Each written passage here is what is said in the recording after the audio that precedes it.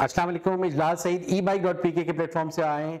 आज QJ Motors पे again आए। इनके पास 2024 के बहुत सारे वेरिएंट्स आए हुए हैं जिसका रिव्यू करने के लिए हम आए। आज जो हम रिव्यू करेंगे वो बहुत ही स्पेशल बाइक है, SRK 125S। ये 125 सीसी कैटेगरी के अंदर नेकेड बाइक है और बहुत ही स्टाइलिश अपीयरेंस के साथ ये प्रेजेंट किया QJ मोटर्स ने।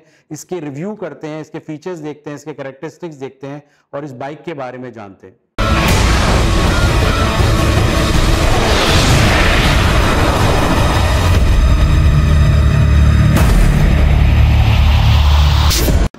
अच्छा, ये जैसा हमने आपको बताया इंट्रो में कि ये SRK 125S बाइक है जो कि QJ मोटर का वेरिएंट है, 2024 मॉडल है।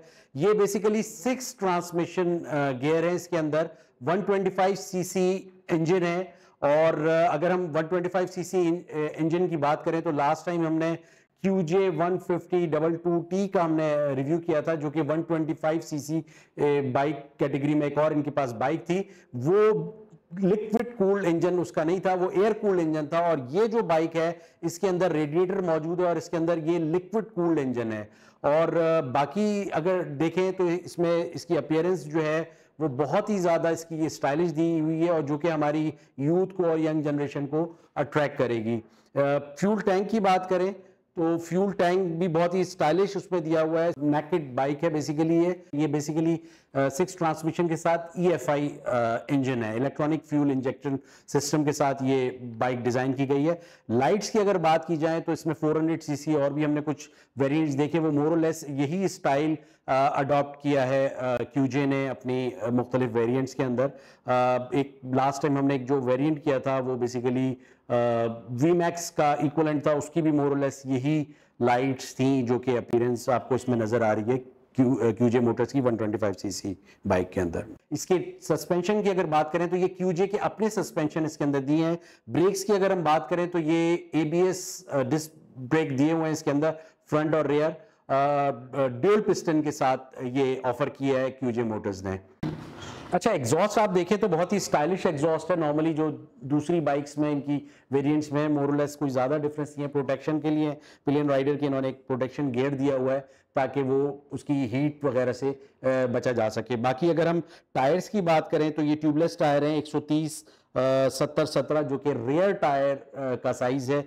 अगर हम फ्रंट टायर की बात करें तो उसका साइज जो है बेसिकली 100-80-17, तो ये बेसिकली टायर का इन्होंने साइज दिया QJ ने। अच्छा, ये राइट असेंबली की बात करें तो ये टॉप पे जो बटन आपको नजर आ रहा है ये रन ऑफ का बटन दिया गया है, उसके नीचे हैजर्ड्स का ऑप्शन दिया गया है और ये हैजर्ड्स के नीचे स्टार्टर का बटन दिया गया है।